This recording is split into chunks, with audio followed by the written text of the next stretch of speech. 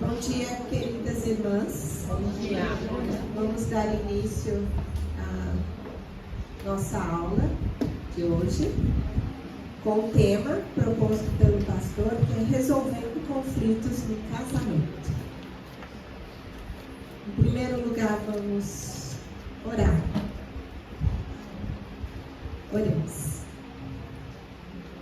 Querido Deus, Pai amado, com alegria no coração, agradecemos a Ti, Senhor, por esse dia bendito, que é o dia do Senhor, é o dia que o Senhor nos dá, é o dia santo, separado das coisas comuns, no qual o Senhor nos trouxe aqui, por meio do Espírito Santo do Senhor, para ouvirmos a Tua palavra, aprender de Ti, Senhor, como devemos viver a nossa vida santa. Olharmos para a obra que Cristo fez na cruz para nos salvar. Que o Senhor me capacite, por meio do Espírito Santo, a transmitir a Tua palavra nesta manhã, olhando sempre para o nosso Senhor Jesus Cristo e exaltando sempre, Senhor.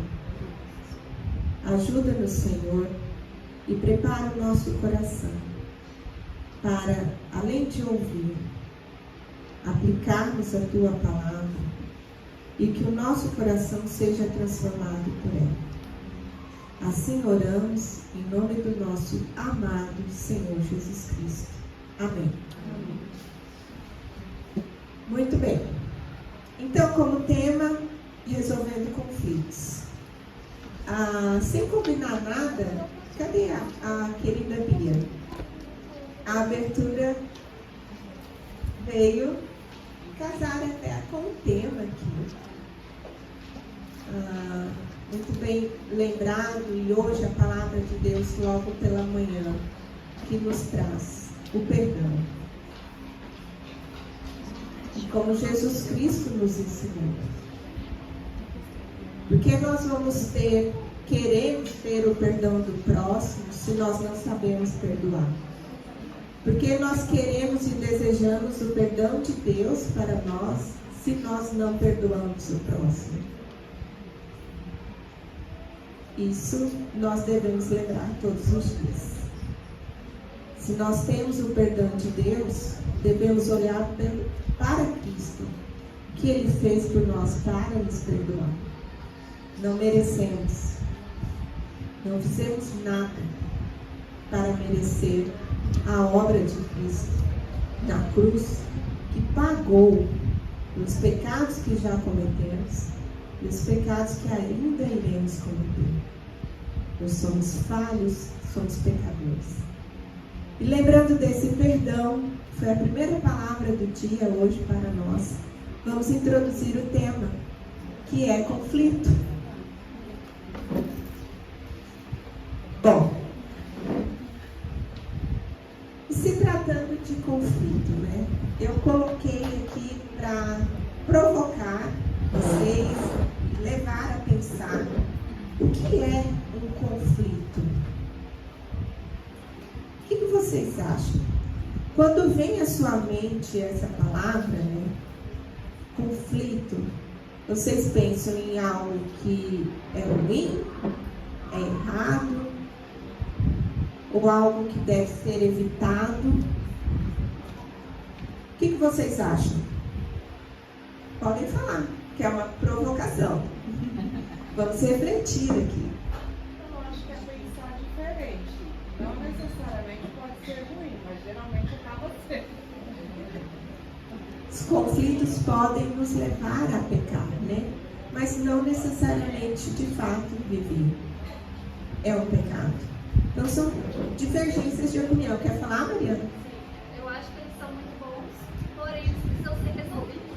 Precisam ser resolvidos. Muito importante isso. Nós somos diferentes.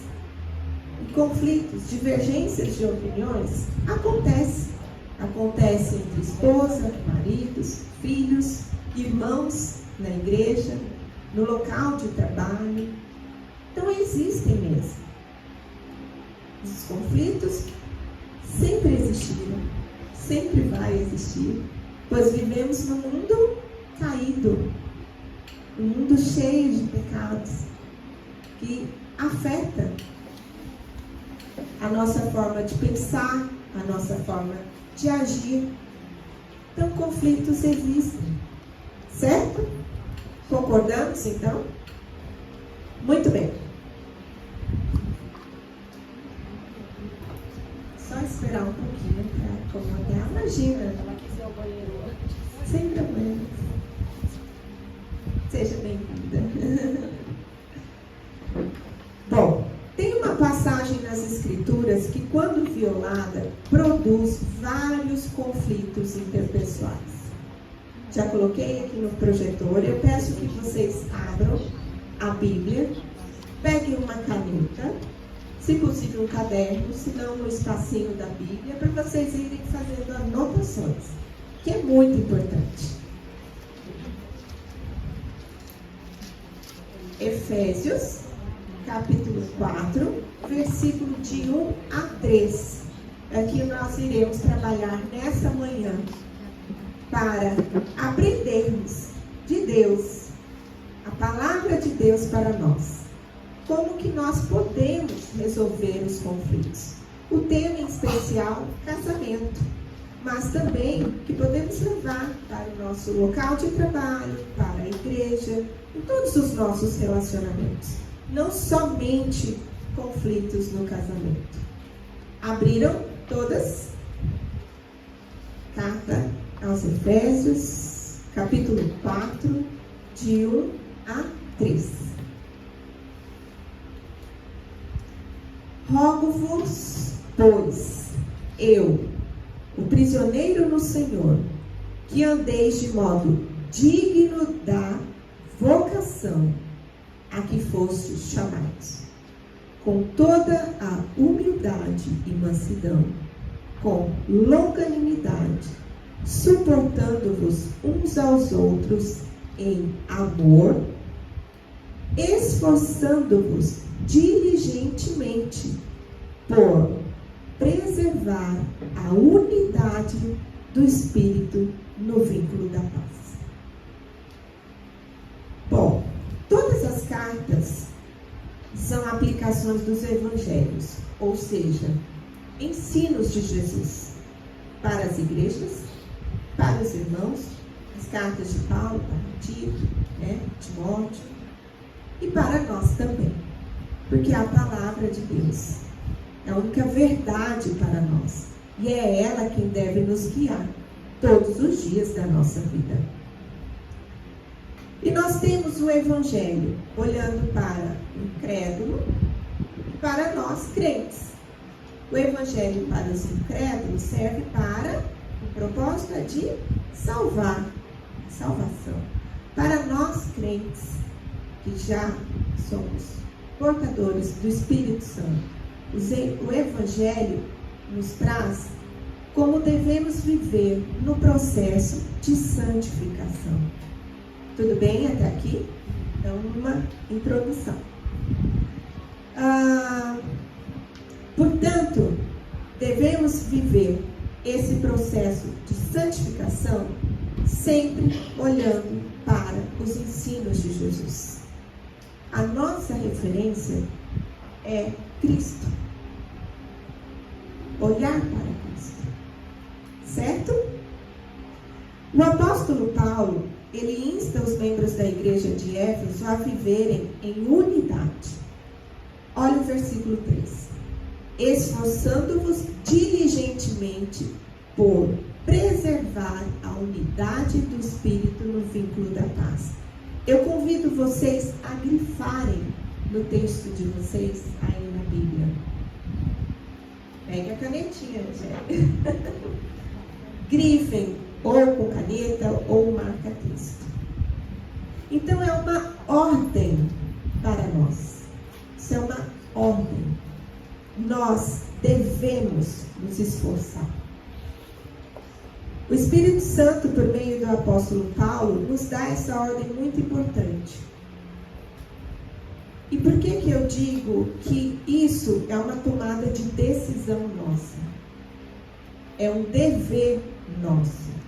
Eu não posso ficar esperando só a ação do Espírito Santo em minha vida. Eu devo tomar essa decisão. Que decisão? De viver em união, de preservar a paz. Então, como nós, os crentes, os eleitos de Deus, devemos viver? Vamos olhar para Cristo. Devemos viver em união.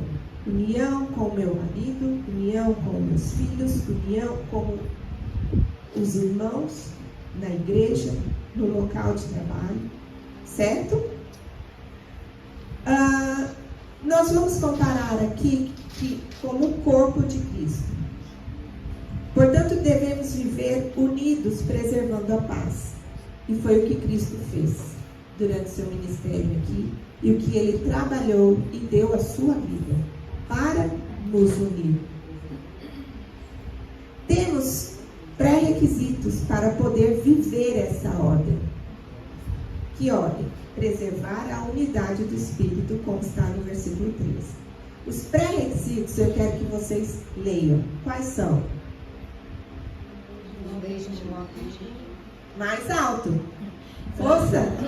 Andeis de modo digno, humildade, mansidão, longanimidade, suportando-vos. Isso aí. O suportar aqui é tolerar. Ok? Então, para tomarmos essa decisão e agirmos assim, que é o que Deus requer para nós no processo de santificação, nós temos esses pré-requisitos. Como que nós devemos viver. Patrícia? Como eu vou suportar é tolerar, eu tinha visto um estudo que dizia que suportar é carregar, que é carregar uns aos outros em amor, que é dar suporte, carregar, levar junto. Também, temos o mesmo sentido. Isso mesmo. Muito bem lembrado. Bom, então aqui, vamos iniciar com a definição de conflito, tá? Porque no início, a Vivi mesmo nos lembrou, nós temos os conflitos que são por divergência de opiniões, que não são por pecados, e os conflitos que são pecaminosos, que nos levam a pecar, né? E a importância da definição desse termo, baseado aqui nos ensinos de Deus para nós, é importante para diagnosticar como devemos tratar essa divergência. Faço uma comparação com o médico. O médico, para tratar o seu paciente, ele precisa chegar a um diagnóstico para prescrever a medicação correta, não é assim? A mesma coisa para nós. O conflito onde estamos lidando em determinado dia, nós precisamos ir na raiz dele, saber e identificar que tipo de conflito estamos tendo nesse momento, nesse dia, seja com quem for, tá? Então, em primeiro lugar, de acordo com o dicionário, a definição de conflito é ato, estado ou efeito de divergirem muito ou de se oporem ideias ou interesses, provocando choque, enfrentamento ou até mesmo a discussão acalorada. Então, essa é a definição, de acordo com o dicionário, do que é um conflito. Tudo bem até aqui? Bom, reconhecer esses conflitos que não são todos iguais é essencial para buscarmos a solução deles. Precisamos identificar se esse conflito é resultante de diferenças ou se esse conflito já resulta em pecado. O pecado seja o seu ou do seu marido, do próprio filho, certo? Precisamos ter essa separação do tipo de conflito para como lidarmos com esses conflitos. Lembrando que Deus fez os indivíduos singularmente diferentes, Mas essas diferenças às vezes causam conflitos no mundo que foi amaldiçoado pelo pecado. Porque isso nos atrapalha. O pecado nos atrapalha a buscarmos uma solução para conflitos que sejam a diferença. Eu gosto de uma cor, Patrícia gosta de outra cor. Coisas do dia a dia, tão pequenas. Nós somos diferentes, temos gostos diferentes e precisamos respeitar isso. Opiniões diferentes. Certo? E o outro tipo de conflito que é resultante do pecado, seja de uma parte ou das duas partes envolvidas nesse conflito. Bom, em primeiro lugar, precisamos lembrar que a palavra de Deus nos ensina sobre a relação entre o coração e a boca. Isso é muito importante. Devemos, em primeiro lugar, sondar o nosso coração, até para chegar ao diagnóstico do conflito que estamos enfrentando. Sondar o coração em primeiro lugar. Alguém pode abrir, por favor, Mateus, capítulo 12, do versículo 34 a 35. E leia bem alto, por favor. Mateus, capítulo 12, do versículo 34 a 35.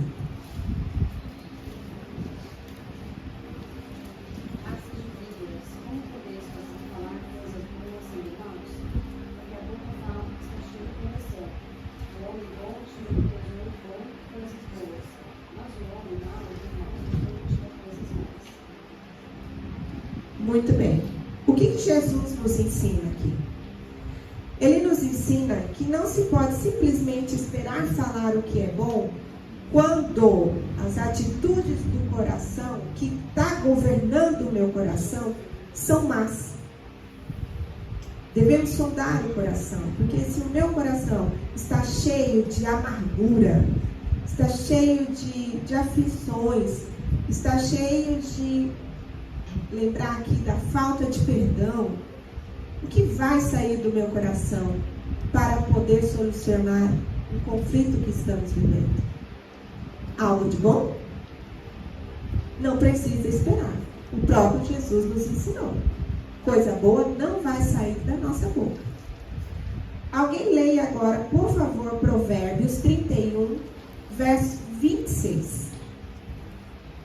Bem alto.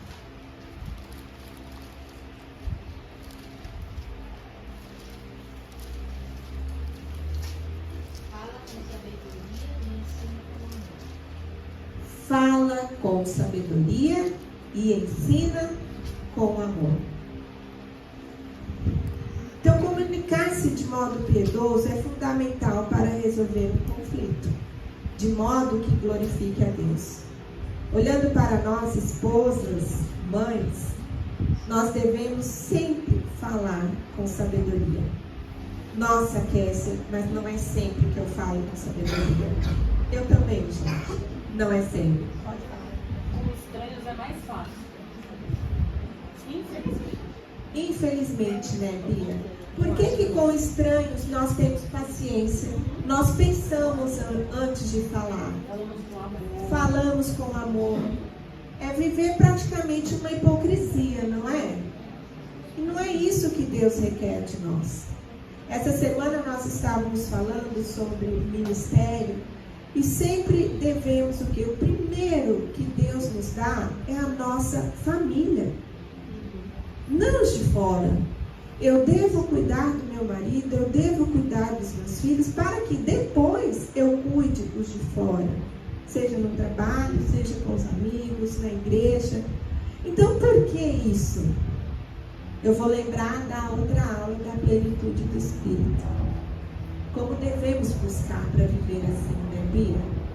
Então, em casa, nós temos que clamar a Deus por sabedoria para podermos falar com amor com nossos maridos, com os nossos maridos, nossos filhos. Meu marido é um santo, me perdoe. Me perdoe. Então, nós devemos, sim, como a mulher de Provérbios, falar com sabedoria e amor. É difícil? É. Mas nós sabemos onde buscar. Não vou falar a outra aula novamente, só para relembrar vocês e a mim também. Então, muito bem, a diferença aqui dos dois tipos de conflitos. Tudo bem até aqui? Por diferenças, ok? E os que levam a pecados. Bom, então, lembrando dos primeiros versículos do capítulo 4, as ferramentas que as Escrituras nos fornecem para nos capacitar a resolver conflitos. Vamos repetir? Humildade, mansidão, paciência, tolerância e unidade. Escrevam, que isso tem que estar na nossa mente e no nosso coração todos os dias. Todos os dias. A Cat está rindo, né? Mas são todos os dias. Lembramos, logo ao amanhecer, a nossa oração. Nós podemos clamar a Deus por isso. E Ele nos ajuda. Tenha certeza. Porque Ele vai reconhecer o seu coração contrito, clamando por Ele. Nós somos incapazes. Nós somos incapazes. Então devemos ter isso em mente para já fazer parte da nossa oração no início do dia. Como nós queremos viver esse dia. Muito bem. Vamos entrar aqui no primeiro ponto, que é a humildade. Humildade. Gostaria de ouvir de vocês. Qual o exemplo de humildade que vocês têm? Cristo. Cristo. Nós devemos olhar para Ele. Devemos nos espelhar em Cristo. Assim, nós tentamos praticar humildade entre nós, somos todos de natureza caída, né? Ele é rei. Rei. Foi o mais humilde dos humildes. E sendo rei, né, Bia? Então devemos olhar. O primeiro ponto, a primeira ferramenta, eu esqueci de comentar anteriormente, né? Porque utilizar esse termo de ferramenta é que para cada situação de conflito, quais dessas ferramentas eu devo lembrar do que a palavra de Deus nos ensina? Tá bom? Então, de acordo com a definição do dicionário bíblico, a definição de humildade é ter uma opinião humilde de si mesmo, senso profundo de insignificância, modéstia, humildade, submissão de mente. Então, essa definição eu tirei ali do dicionário bíblico, do som, tá? Dá a referência ali embaixo para vocês. Muito bem. A importância da humildade em nossa vida. Devemos sempre lembrar que Cristo é o protagonista no ato da humildade. Cristo é o protagonista. Sempre, sempre, sempre. Devemos ser humildes diante de Cristo quando percebo a minha incapacidade e sempre me voltar a Ele. A humildade faz com que as pessoas percebam que, por causa dos efeitos do pecado na mente humana, nós não sabemos de tudo. A pessoa humilde reconhece e aprecia o fato que Deus abençoou a outros com dons e habilidades diferentes das que Deus me deu. Então eu reconheço quem eu sou. Reconheço a minha limitação. A humildade é contentamento com a condição e a proporção que Deus nos designou. Eu pergunto a vocês, você está satisfeita com as suas condições na vida? Você está contente com a sua casa? Você está satisfeita com a sua condição financeira? Essa satisfação nos leva ao contentamento do que Deus nos dá. a proporção que Deus deu a cada uma de nós. O contentamento é algo que nós devemos praticar diariamente e estarmos satisfeitas com a vontade de Deus para a nossa vida. Por que eu digo isso? Porque o contentamento vai nos ajudar a resolver a maioria dos conflitos. Nós precisamos ter um coração contente, lembrando sempre da soberania de Deus na nossa vida. Ser humilde é reconhecer que Deus é responsável por todas as nossas realizações, seja na família, seja profissional, todas. Deus é responsável por ela e não mérito nosso.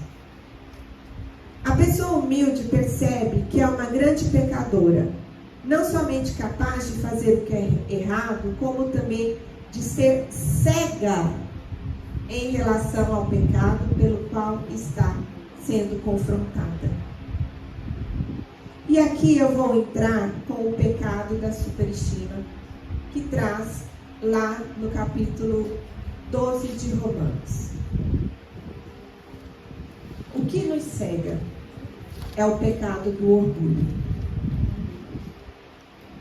O orgulho é considerarmos a nós mesmos acima e além da condição e proporção que Deus designou para nós.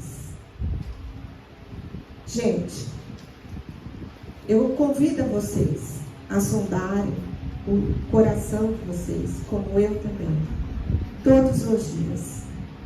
O orgulho nos cega. O orgulho não permite que vejamos ou reconheçamos o nosso pecado. O autor Lu Prior, que está aqui desse livrinho, onde foi uma referência para poder trabalhar essa aula de hoje com vocês sobre resolução de conflitos. Esse autor, ele comparou o pecado do orgulho com a doença da AIDS. Todo mundo sabe o que é essa patologia da AIDS? Acredito que sim. Aqui, alguém tem dúvidas? Vou falar assim rapidinho para vocês. A questão da patologia da AIDS é uma deficiência imunológica. Um vírus que afeta as células do nosso organismo, que vai incapacitá-los de reconhecer os agressores, os invasores, seja vírus, bactérias, fungos, o que for. A AIDS faz isso no nosso organismo. Então, as células de defesa ficam cegas, certo? E ele comparou o pecado do orgulho com a AIDS. A frase dele: o pecado do orgulho é a AIDS da alma. Isso é muito grave. Essa comparação eu achei fantástica, até comentei com a Michelle. E quando se faz essa analogia, principalmente com coisas da saúde, me chama bastante atenção. Então o orgulho, gente, nos cega para reconhecermos quem nós somos. É muito grave esse pecado. Ele nos cega para que não vejamos que todos os outros pecados escondidos na profundeza do nosso coração e da vida. O orgulho nos faz esconder o nosso pecado de nós mesmos, justificando os nossos pecados. Assim, esse orgulho nos impede do arrependimento. Isso é muito grave. Com o orgulho, nós não iremos conseguir resolver nenhum conflito. Nenhum conflito. A pessoa orgulhosa sempre vai querer sobressair em tudo. E principalmente, excluindo Deus e Cristo da sua vida.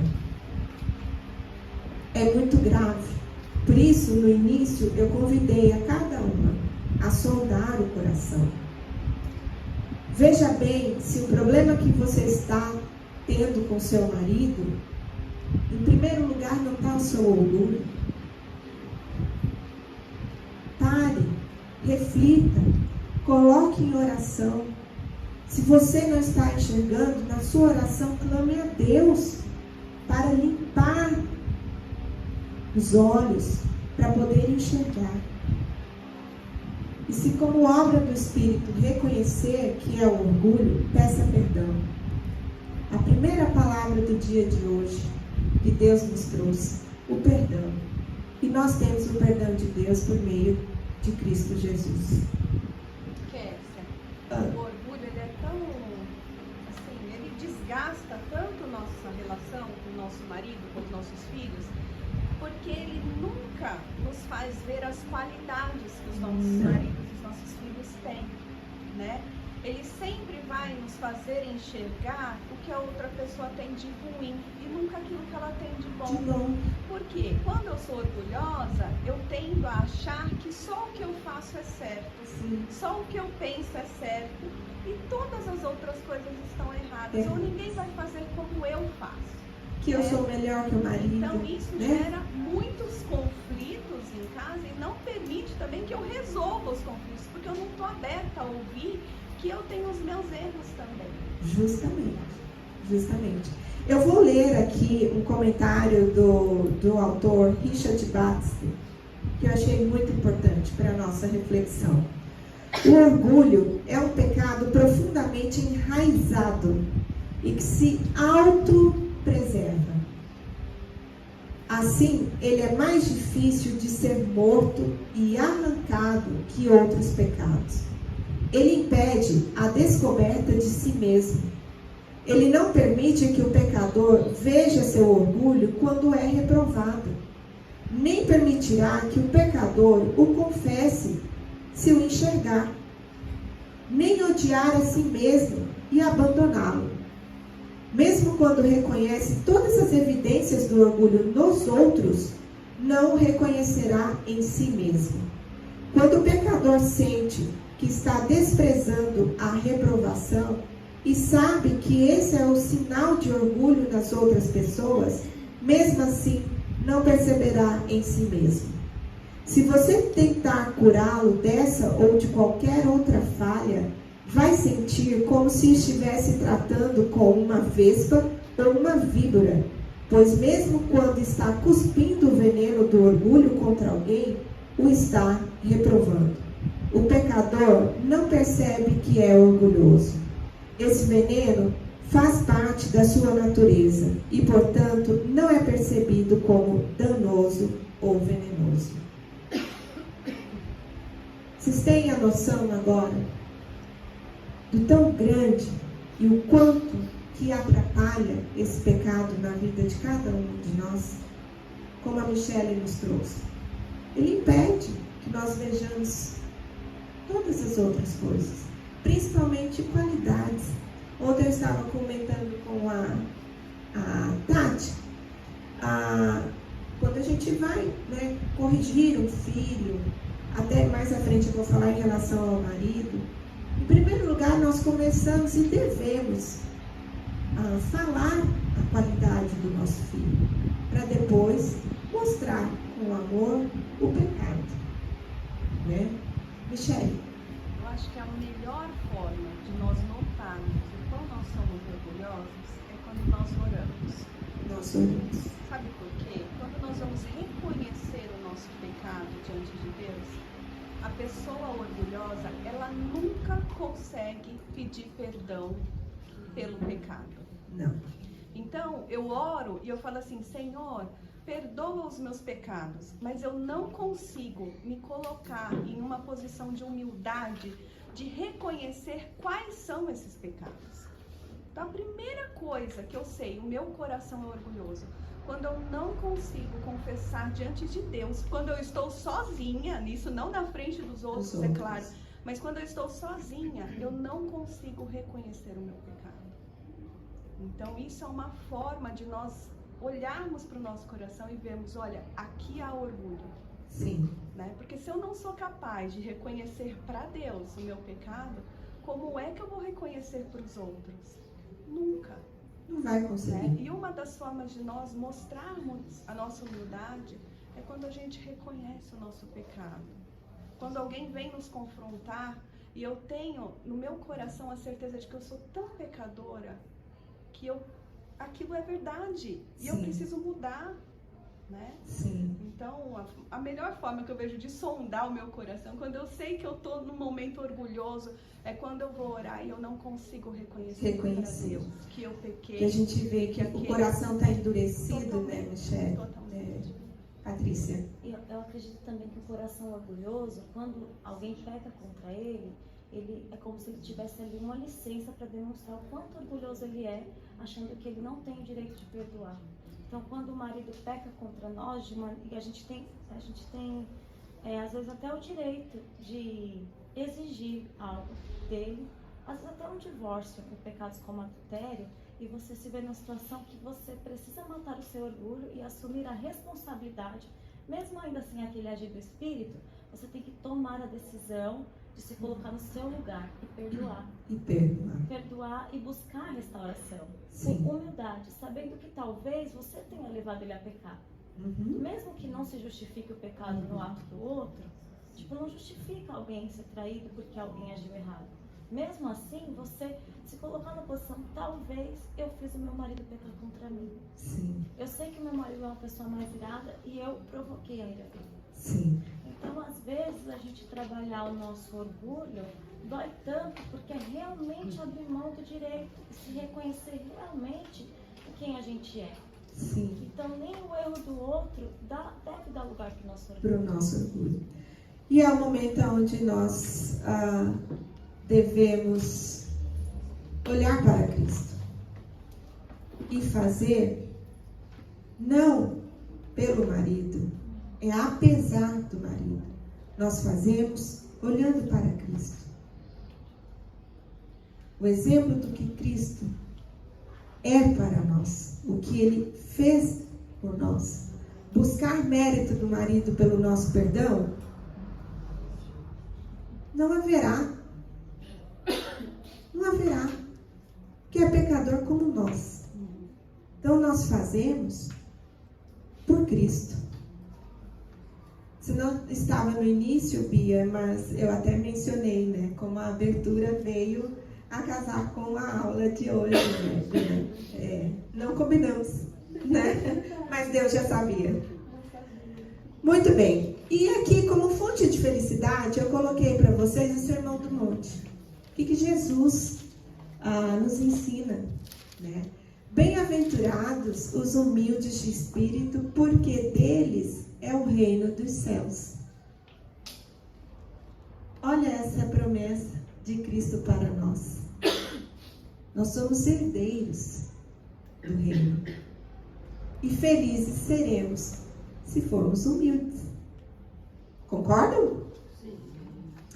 Bom, o último ponto eu já comentei com vocês. Vamos agora para a segunda ferramenta que devemos utilizar e analisar após o diagnóstico do conflito que estamos vivendo. A segunda ferramenta que o versículo 12 nos traz é a mansidão. Mansidão. É difícil, né, dona Selma? É difícil ser mansa? Meu Deus, eu sei que é difícil. Vamos lembrar da outra aula, da plenitude do Espírito. É difícil, mas é possível. Então, a definição de mansidão, também de acordo com o dicionário, nós temos que é agir com gentileza, suavidade e calma.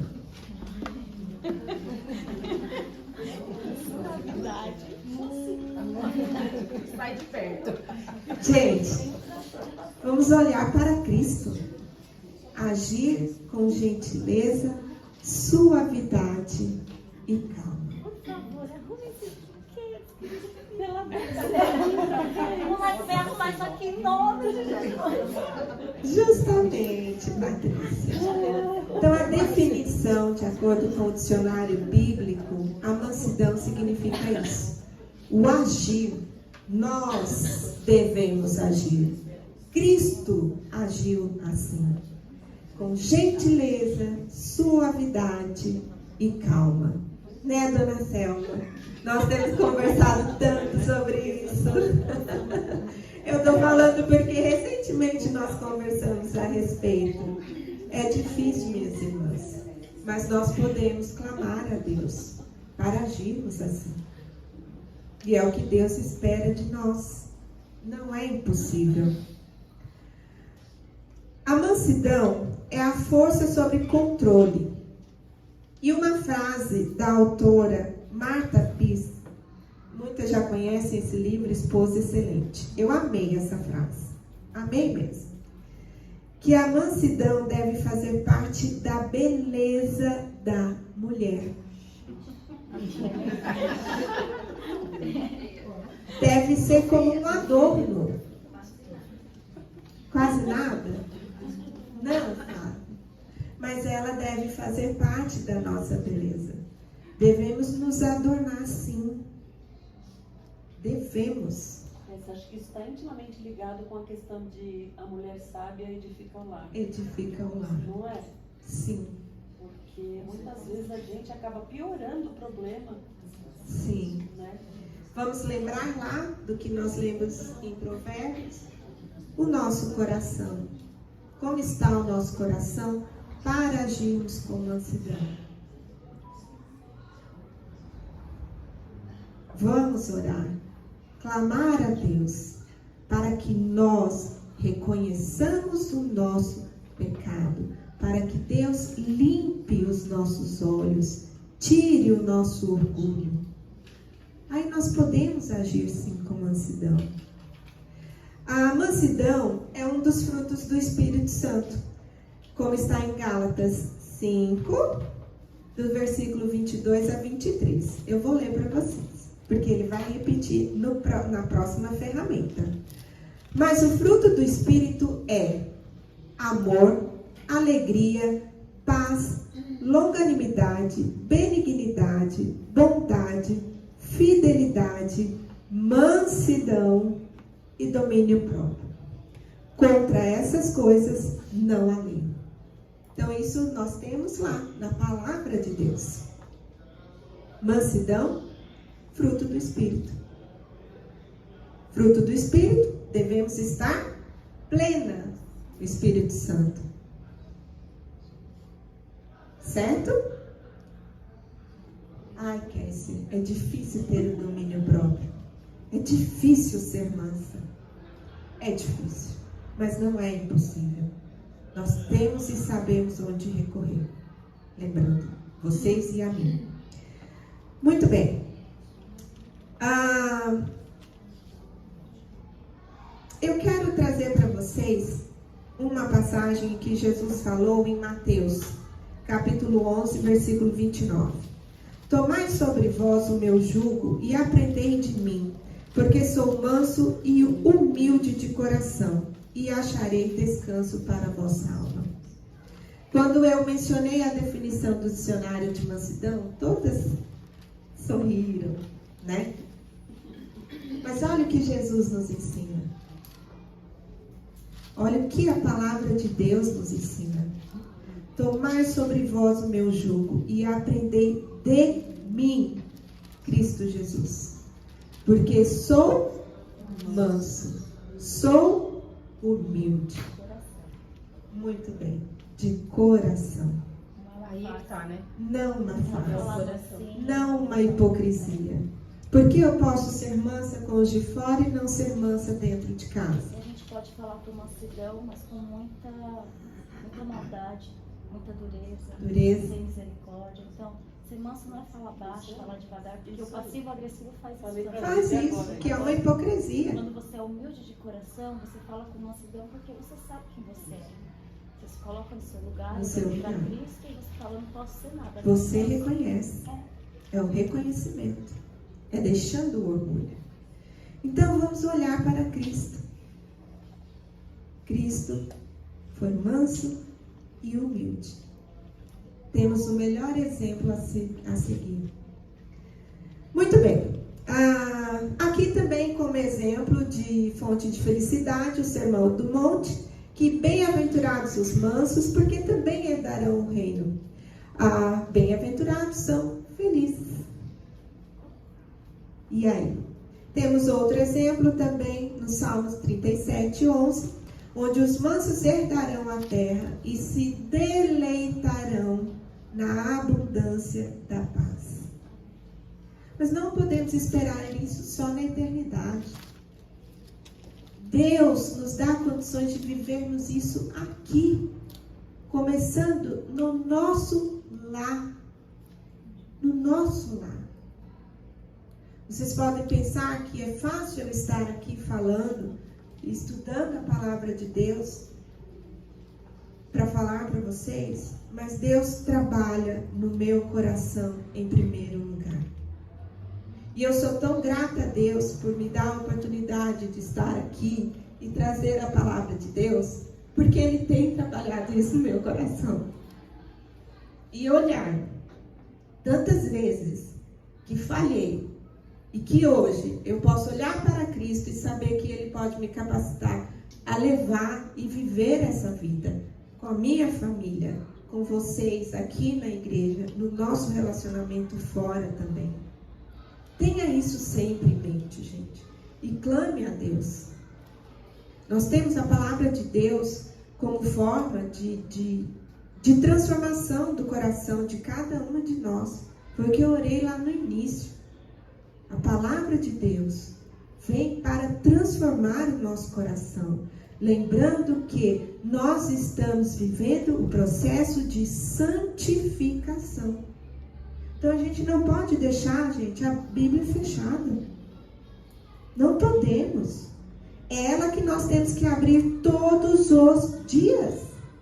Por meio do Espírito, a palavra de Deus vai nos guiar, vai nos orientar, vai nos exortar. Não ignore isso. Eu tenho certeza que todas querem viver essa abundância na paz. Não é? Quem é que quer viver em pé de guerra com o marido? Quem é que quer viver em pé de guerra com filhos? A criação de filhos, a educação, nossa, eu acho que é uma missão que Deus nos deu que é muito difícil. Muito difícil. Mas nós não queremos viver em pé de guerra com os filhos. Nós sabemos onde buscar ajuda para direcionar a educação dos nossos filhos. Nós sabemos aqui, estamos estudando hoje as ferramentas para resolver os conflitos com os nossos maridos, apesar de pequenas diferenças de opiniões, para não levar a pecarmos. Então, seja humilde, seja mansa. E o texto de Gálatas, se a gente continua, nos mostra como nós fazemos isso, né? Gálatas 5, lá o versículo 24, fala assim: e os que são de Cristo Jesus crucificaram a carne com as suas paixões e concupiscências. Porque se nós vivemos no Espírito, nós também devemos andar no Espírito. Então, como é que eu sou mansa? Como é que eu sou humilde? Quando eu crucifico as minhas paixões, quando eu deixo de lado as coisas que eu quero, eu mortifico a minha carne para agradar o meu marido, para ser uma boa mãe, para ser uma boa esposa. É o despojar. É o despojar. Da velha Kessia, da velha Michele. É deixar essas paixões, essas tentações carnais. Justamente, muito bem lembrado, Michele. A paixão é a casa limpa, né? Oi? Mas a paixão é a casa limpa. É. Ah, que difícil isso, né?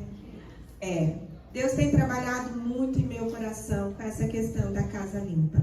E eu olho para trás, confessando a vocês, quantas vezes deixei marido, deixei filhos, por priorizar uma casa limpa, uma casa organizada. Não que eu devo deixar, mas eu tenho que, com sabedoria, saber priorizar.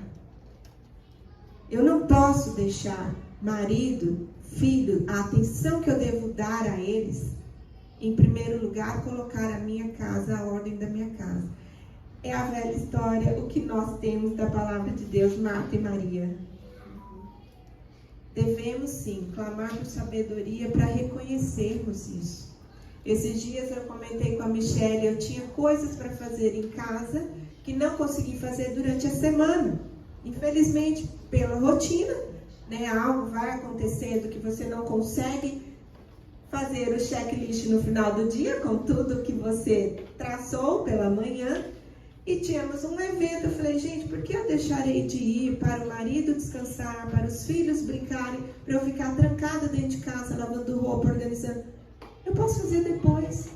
Depois que eles forem dormir, eu posso fazer. Vou sacrificar? Sim. Mas por que eu irei sacrificar, Patrícia? Priorizar a atenção que eu devo dar ao marido e aos filhos. E eu faço isso olhando para Cristo. Não vou assim, meu marido não merece, meus filhos não merecem porque foram desobedientes a semana inteirinha, né? Eles não merecem, mas é apesar deles. E por Cristo eu me sacrifico. E essa capacidade Deus deu a nós mulheres. Não tenha dúvidas disso. Bom, próxima ferramenta é a paciência. Paciência. Vamos ver a definição de paciência. Nós. Olha que tá piorando cada vez mais. Ah, filho. Só piora. Você não pensa que também o meu coraçãozinho ficou... Sob provocação. Bom, a definição também, de acordo com o dicionário, a paciência significa manifestação de tolerância. Tolerância. Sob provocação ou tensão. Justamente, lembra. Eu deveria ter até sublinhado ali. Resistência do paciente ou dor ou infelicidade. Trazendo para o outro termo, que é uma outra definição para nós. Muito bem. Então, nós sabemos o que é paciência. Sabemos. Hã? Sabe quem tem. Já ouviu falar, minha mãe dizia isso, que ela pudesse comprar um saco de paciência, ela sairia e compraria. Nossa, eu ouvi muito a minha mãe falar isso. Eu acho que nós também, né? Mas não é esse o caminho. Principalmente quando o marido não acha manteiga na geladeira. Nossa, marido não acha nada, filhos também não acham nada. Abre a porta e fala, mãe, onde está a manteiga? Está na frente. E nós vamos lá com todo amor e carinho. Está aqui. A mãe Vou não, mas em casa eu falo. Procura com os olhos bem abertos. Abre. E eu não sei porquê, se isso é algo de homem, porque lá em casa só tem um homem, né? Porque homem não encontra nada. Os meninos não encontram nada. Aí, ó. É coisa de homem mesmo. Talvez seja uma deficiência, né? Talvez. Justamente. Aí é verdade. Deus nos capacitou com isso, tu não acha? Eu tenho certeza. É. O meu filho sempre fala, mãe, por que você sabe onde está tudo que eu pergunto? Né? Talvez porque eu guardei. Justamente, Fábio. Bom, então, sabemos a paciência. A paciência, assim como a mansidão, são frutos do Espírito Santo. Coloquei novamente o versículo de Gálatas 22 a 23, que os frutos do Espírito: amor, alegria, paz, longanimidade, que é o mesmo que paciência, de acordo com a definição, benignidade, bondade, fidelidade, mansidão e domínio próprio. Eu estou repetindo porque isso tem que ficar gravado. Muito bem. Então nós devemos ouvir e responder pacientemente: mãe, onde está a manteiga? Minha esposa, onde está o terno tal? Devemos responder com paciência, sim. Melhor ser pai do que razão, às vezes. É, né? Como um ato de egoísmo, nós temos a oposição que é a ira. É difícil. É difícil. Lembre-se que a ira que agrada a Deus é a justa indignação pelo pecado. Meu Deus. Por que isso? Nós devemos saber essa diferença da ira. Quando eu iro, é essa ira que agrade a Deus, que é a justa indignação pelo pecado? Na maioria das vezes não, né, Michele? Não Acho é. que nunca. É muito difícil. É muito Essa ira difícil. teria que ser uma ira santa. E a gente Não é. Não é. não tem essa ira santa. Não Usa é. isso como desculpa, né? Usa Eu como falo que eu posso me desculpa. irar. Então, A questão da nossa ira, nós temos que olhar muito se não é o ato egoísta do nosso coração. O que meu filho está fazendo é algo contra Deus ou é algo que não está me agradando pelo simples fato de não estar organizado, Quando é contra do Deus? jeito que eu quero. E quando é contra Deus, como a gente se manter? É a ira santa. Porque você está vendo que é o pecado. É diferente. Como fazer essa correção com paciência quando você percebe que é contra o pecado? Que ele está indo, seu filho está indo no caminho de morte, pecando contra alguém, especialmente contra Deus, e você precisa ser paciente na correção. Você tem que chamar Firmeza, né? com firmeza, mostrar, porque com certeza ele não vai estar enxergando o pecado dele. Aí nós temos o orgulho. E a gente também tem que lembrar, Paty, que o nosso Deus, ele é um Deus justo. Justo. Ele nos disciplina com justiça, mas com amor. Eu acho que a diferença está justamente aí. A gente sempre se lembrar que a nossa ira, ela tem que agradar a Deus. Até a nossa ira tem que agradar tem que a Deus, agradar. né? E aí quando a gente vê o nosso filho pecando contra o Senhor, nós temos que discipliná-lo. Porque a Bíblia nos fala que nós temos que É nosso discipliná-los. Nós dever. somos autoridade sobre a vida deles. Nós devemos trazê-los para o caminho do Senhor, mas sempre nos lembrando que a correção do nosso Deus, ela é amorosa, né? Ela não é irada no sentido de acabar, de criticar, de matar os nossos filhos, não. Ela tem que ser uma correção amorosa, sempre levando os nossos filhos a Cristo. É lógico, gente, é muito difícil, Sim. muito difícil. E Deus Mas, disciplina a quem Ele ama. A quem Ele ama. A disciplina sempre tem que ser mostrada aos nossos filhos como um ato de amor, porque é isso que é. Se nós não amássemos, nós não disciplinaríamos. E é a mesma coisa Deus. Quando Deus não ama, por que Ele vai disciplinar? Para quê? Não é Justamente. verdade? Ele entrega aos pecados, como diz Romanos, não é? Entrega Vocês a querem própria pecado? Então vivam no pecado. Agora, nós amamos os nossos filhos, nós não podemos deixar os nossos filhos vivendo no pecado. Pecado. E como é que a gente faz isso? Disciplinando, Justamente. em amor. Nos dói, Nos dói. nos machuca. Da mesma forma que dói para Deus também. E nós reconhecemos a disciplina de Deus com amor. Porque Ele nos ama, Ele nos disciplina. Nós amamos nossos filhos, nós devemos disciplinar os nossos filhos. Ore antes, O difícil é fazer isso com paciência. com paciência. Ore. E pense no que você vai dizer no momento que você for disciplinar o seu filho.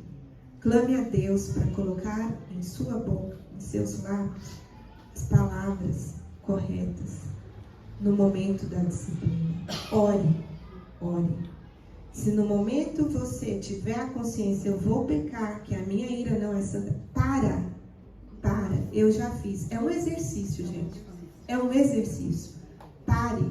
Se quiser sair do ambiente, saia. Vá orar. Isso é reconhecer a humildade. É reconhecer a nossa dependência de Deus. Porque por nós não somos capazes. Não é à toa que é a vara, né? Por que a vara? Porque para pegar a vara, para a gente disciplinar, o que a pessoa tinha que fazer? ir até a árvore, Uhum. tirar o galho, Tirar o galho. descascar o galho para não ficar farpa. Olha o tanto de tempo que eu gastaria para preparar a vara para ela disciplinar. Nem usava mais a É. vara. Usava a vara. É que aí ele deixa servido, né? Mas a gente tem que preparar. Por quê? Porque no momento que eu saio para Você buscar a tá. vara, para preparar a vara, eu tô tirando aquela ira do meu coração. Uhum. E eu tô trazendo o quê? Cristo para aquela Cristo. disciplina. A gente corrige Para quando eu voltar, aquilo já ter passado e eu conseguir disciplinar o meu filho em amor. Porque no momento ali, você não vai conseguir mesmo. Sim. Na hora a ira tá tão forte que aí por isso que ocorrem os espancamentos. Sim. Aí a disciplina ela deixou de ser santa Santa. para virar pecaminosa. Justamente. Aí a ira não é santa, é Por isso que é pecaminosa. melhor ir orar primeiro, vai pro banheiro, se fecha, ora, Sim. depois você volta e disciplina, Sim. né? E aqui eu Isso trago volta também no que a gente estava falando. Por que que a gente tem paciência com os de os fora de e não fora. de dentro? Eu, por exemplo, sou professora. Às vezes dá vontade de Você não pegar o bate nos seus alunos, né? Mas eu não posso fazer Não isso. pode. E Você não tem um posso. freio Porque ali, em casa, né? se eu tiver um filho, eu vou fazer isso com Vai ele. fazer, E justamente. com o marido a mesma A coisa. mesma coisa. Muitas vezes na hora ali, naquela ira da conversa, na Na tensão, tensão. na provocação que muitas vezes nós sofremos ou fazemos, Sim. não é a hora. Vai orar, esfria a cabeça, depois você volta com paciência, com longanimidade, Longanimidade. que é macrotomia. Macro quer dizer uma coisa muito grande. Né? A longanimidade ela é uma paciência muito grande. Né?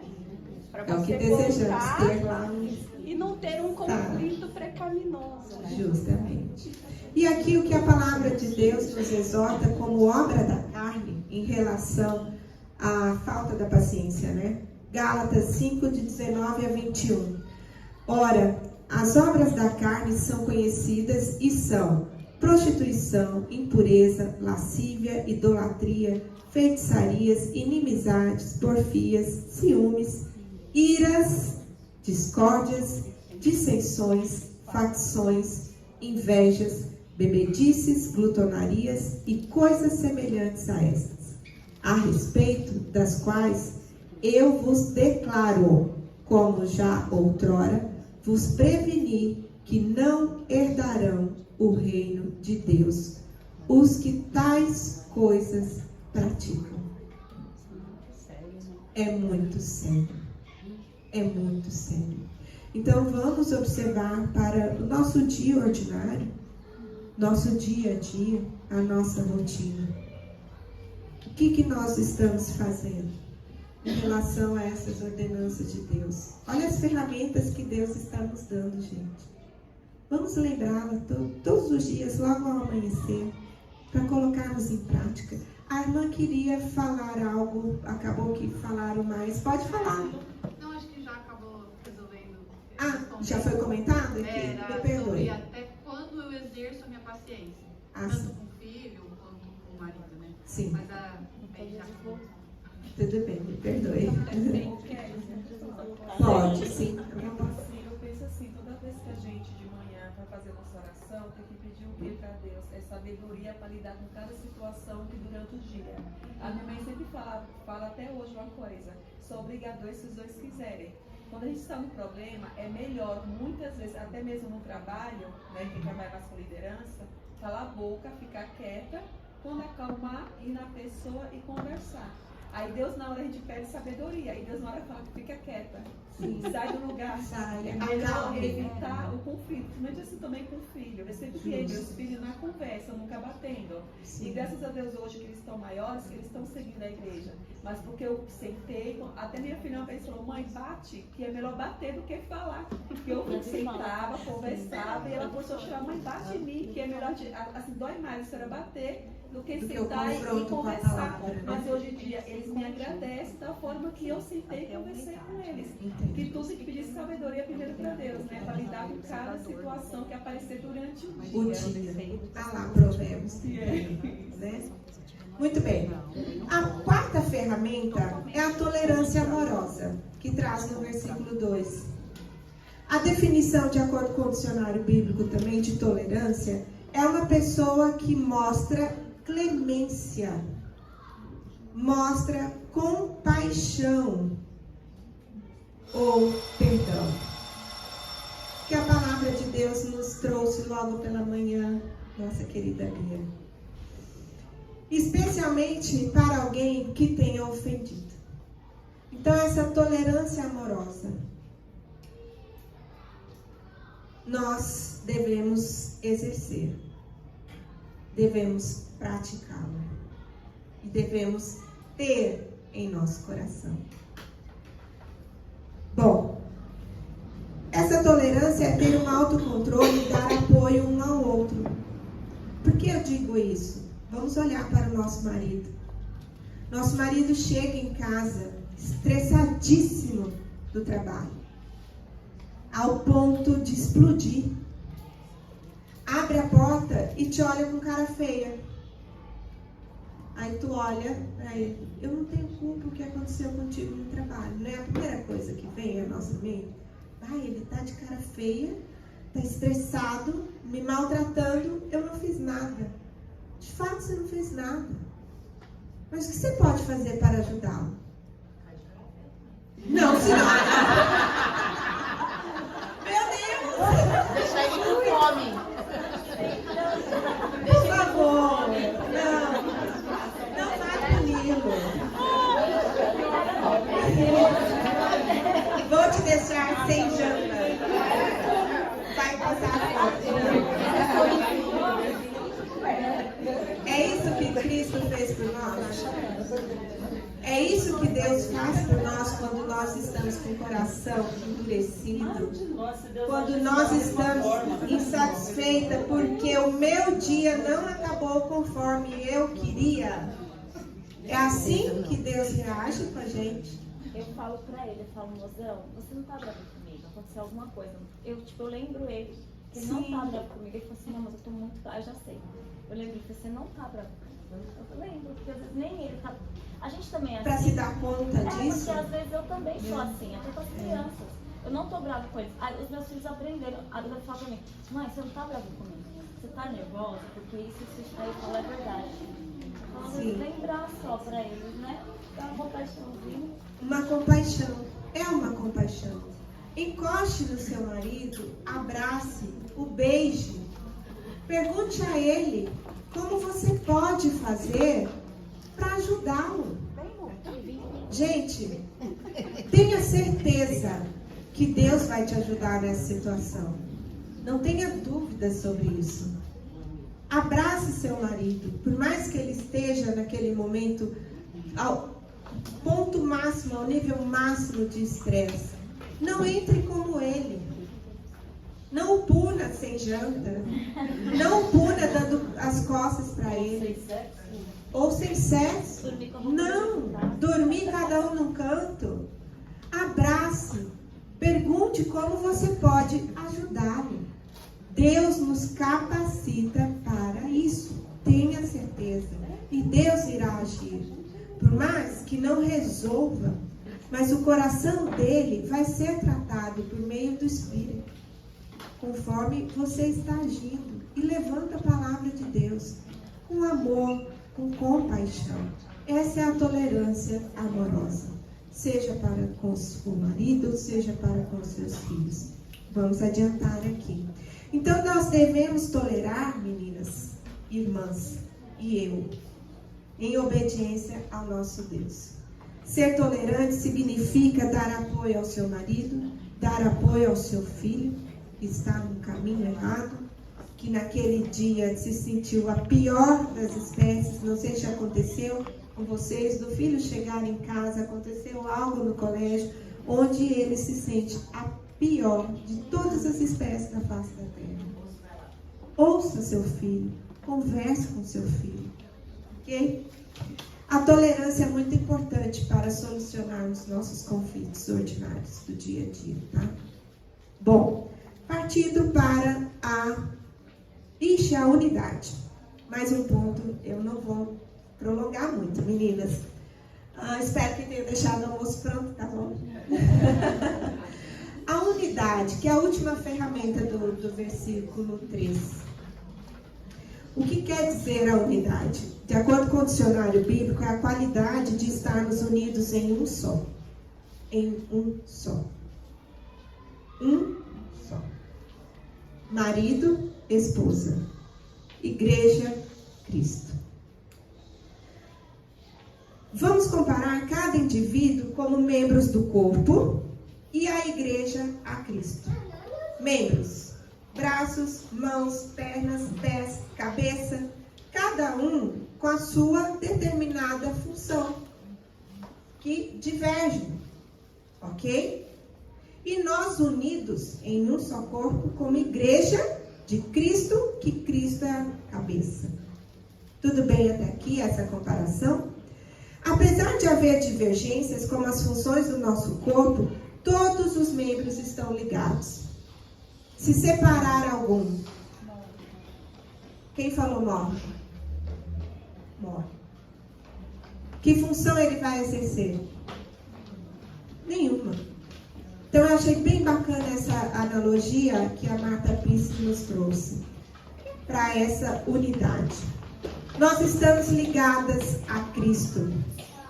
As distintas habilidades se convergem ao corpo como nós a Cristo. E tudo isso, qual é o propósito? Glorificarmos o nosso Senhor Jesus Cristo. Tia quer. Agora vamos observar um grave pecado, que é o pecado da contenda. Olha só, eu coloquei no ponto 3 a inimiga da divisão. Isso é muito grave. É muito grave. Em Provérbios, capítulo 6, versículos 16 a 19. Preste atenção e grifem. 6 coisas o Senhor aborrece, e a 7ª, a sua alma abomina. Abomina. Olhos altivos é a primeira. Língua mentirosa é a segunda. Mãos que derramam sangue inocente é a terceira. Coração que trama projetos iníquos é a quarta. Pés que se apresentam a correr para o mal é a quinta. Testemunha falsa que profere mentiras é a sexta. E a 7ª que abomina o Senhor: os que semeiam contenda entre irmãos. Isso não é só em casamento, gente. Na vida. Os que semeiam a contenda abomina o Senhor. Está vendo que até o assassinato é muito grave, gente. Então, olha a ordem de Deus para nós. Vivermos em unidade. Como bem a gente lembrou, não é só marido e mulher. Não é só pais e filhos. Irmãos, igreja. Gente, tenham isso em mente. Tenham isso em mente. Grifem na Bíblia de vocês. E partindo para a conclusão ou aplicação. Tenho certeza que isso é muito difícil. Mas é possível. É o que Deus requer de nós. E Deus nos capacita por meio do Espírito Santo que habita em nós. Primeiro ponto: se há conflitos por causa de diferenças, dê prioridade ao seu marido, considerando o desejo dele mais importante que o seu. Nossa, câncer.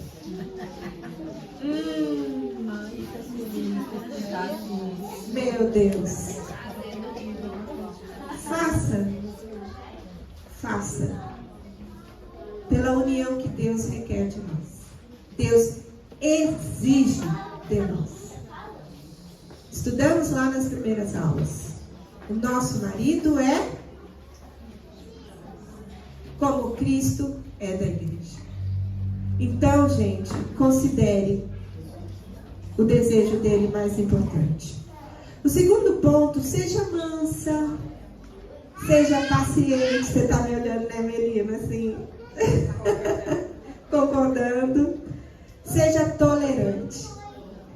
Assim você será pacificadora em meio aos conflitos. Seja mansa, seja paciente, seja tolerante. Terceiro ponto, se o conflito é por causa de egoísmo do seu, arrependa-se. Arrependa-se do seu pecado. Deus, como muito bem lembrado na primeira palavra do dia de hoje, nos perdoa, já nos perdoou, e pelos pecados que nós iremos cometer ainda, pela obra salvífica de Cristo Jesus na cruz. Olhe quem nós somos, olhe quem você é, e olhe quem é Cristo Jesus. Quarto ponto, se o seu marido é culpado de egoísmo, repreenda de modo longânimo. Você pode repreendê-lo com palavras suaves, com amor, com longanimidade. Tudo bem? Quinto ponto, se o conflito refere-se a opiniões quanto ao que é certo ou o que é errado, não peque. Vocês já aprenderam a diagnosticar isso. E sim, examine com o seu marido as Escrituras e escolha sempre obedecer à lei de Deus, que é a vontade dele para nós. Se não estão chegando a uma resolução, chame o marido, sente, abram a palavra de Deus e vão buscar à luz das Escrituras a resolução para o conflito que vocês estão vivendo, para não pecar. Último ponto. A palavra de Deus nos diz que toda a Escritura é inspirada por Deus e útil para o ensino, a repreensão, correção e educação na justiça. Isso está em 2 Timóteo 3,16. Portanto, o propósito é que nos tornemos justas como Cristo é. Minhas irmãs, o meu desejo é que Deus trate o coração de cada uma de nós, para vivermos em união, em unidade com o Espírito que habita em nós, que Deus nos deu a partir do momento da nossa conversão. Nosso corpo é o templo do Espírito. Nós devemos buscar e viver a plenitude do Espírito para vivermos em união, em unidade. Lembro que é uma decisão, como nós aprendemos na outra aula. Tome essa decisão, santas irmãs. Tenha a certeza que Deus exige isso de nós, e isso será cobrado. Vou convidar a querida Gi para fazer uma oração final de nós.